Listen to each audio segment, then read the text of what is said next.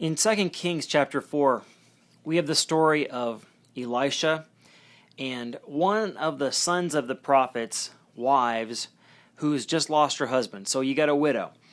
And she comes to Elisha and she says, look, I've got this creditor. I owe him money and I can't pay it. Now he wants to take my 2 kids as slaves. My husband was a prophet, good guy, but he's dead. What do I do? And Elisha simply says, well, what am I going to do for you? What do you have? She says, I got nothing. In verse 2, she says, man, I got nothing except for one little jar of oil.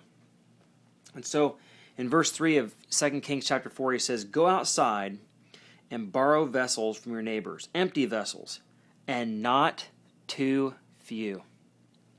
Here's what he says. I want you to use what you've got. You've got oil. Now I want you to borrow what you don't have. You don't have any vessels to put it in. And then number 3, I want you to trust God for what you can't do. So she goes out and she gets vessels from all her neighbors, not too few, he says.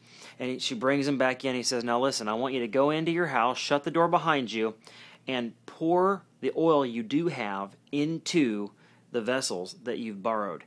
And she poured and poured and poured, and it kept going and going, and it kept filling up. And so she comes out of the house and says, I have all this oil now, all these vessels full of oil. What do I do? He says, go pay your debt. Go pay your debt with what God did and what He did to multiply what you have. There's a lesson here in leadership. All of us as leaders are flawed. All of us have areas where we're weak. Where are you strong? That's really the question. Use what you do have and then borrow what you don't have. One guy put it this way. You can borrow brains, but you can't borrow character.